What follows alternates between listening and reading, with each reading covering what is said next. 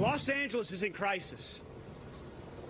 This is our home, and yet we walk these streets in fear and anxiety, not knowing whether or not we'll become the next Johnny Wactor in the news. Yes. That is unacceptable. But we're all here because it could have been one of us. And it will be one of us if public safety is not prioritized in this city now.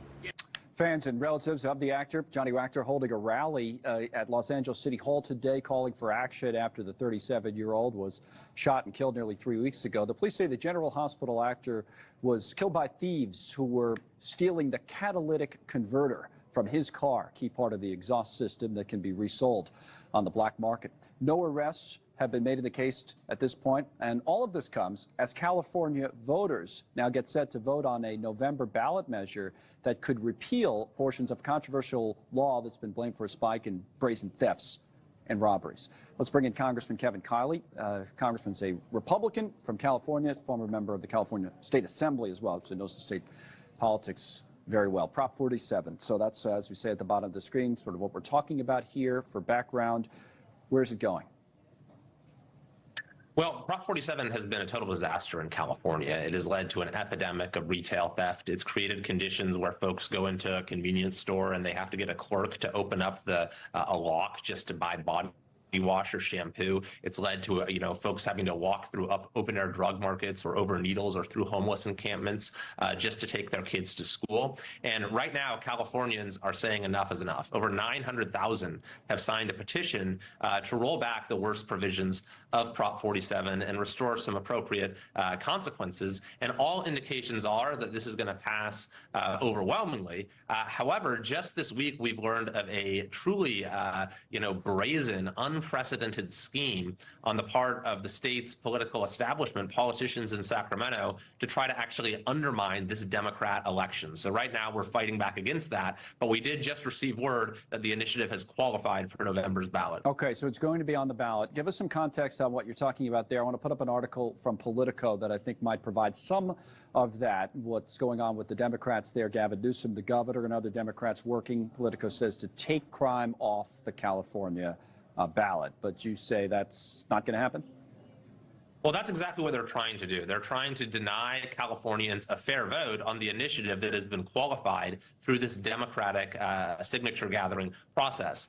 The scheme that they've come up with is really hard to believe that this is what they're doing, but they're in the process of passing a series of public safety measures in the legislature, which are, unobjectionable, fairly modest, and don't do anything to address the major problem of Proposition 47. But they're fine bills. If they pass, that would be a good thing. However, what they've now done is they're inserting poison pills into these bills, saying it's one or the other. That if the initiative to turn back Proposition 47 passes in November, then these other public safety bills will automatically be repealed. They'll be inoperable. And so the point is to basically threaten voters, saying you better not pass this initiative or we're going to roll back all of these bills. But even more sinister is they're trying to confuse voters about what the initiative actually is. They're now going to say, probably even on the way the initiative is described on the ballot, that, oh, no, this is actually an initiative to go softer on crime, when the whole point is to make there be tougher consequences for criminal activity. I'm sure from your time in Washington now, you're used to that kind of thing where something's added onto a bill and then, somebody can't vote for it or doesn't want to vote for it, even though the rest of the bill is one way or the other. We've seen that in both sides. In this case, we'll see what happens. I want to have a little bit of a broader discussion before I let you go on crime and I'll put up the numbers that we have, the latest ones at least,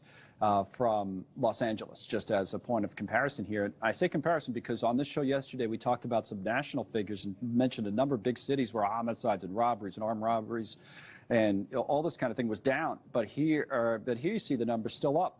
Homicides by 10.6% in L.A. What is going on in a big city like that that's not, seeming to go in line with what we're seeing in other places in the country? Yeah, that's right. And it's a direct consequence of policies like Proposition 47 and other, criminal laws in California that are truly reckless, as well as efforts to defund the police and prosecutors like the DA in L.A., George Gascon, who refused to enforce the law at all. And so in L.A., things have gotten really bad, as those statistics just made out. You have the police even told people don't go outside wearing jewelry because, you're not going to be safe. And that's what's really fueled this extraordinary effort by California voters to set our state on a new course, is that people just don't feel safe in their communities. And in a lot of cases, they truly are not safe in their communities. And this initiative that's currently underway will go a long way towards correcting that, which is and why it's gotten broad bipartisan support. The Democrat mayors of San Diego, San Jose, San Francisco are supporting it. So it just goes to show you how truly unbelievable it is that you would have some politicians in Sacramento that are trying to stop it from passing and to stop people from even having a chance to fairly vote on it. Well, I thought those numbers were striking just because, like I said, we talked yesterday about so many other cities where after a big spike in the pandemic, they're starting to come down, starting to get better, but not there, not in L.A. All right, Congressman Kiley, thank you. We appreciate you coming on with us. We'll follow this from California. All right, what else?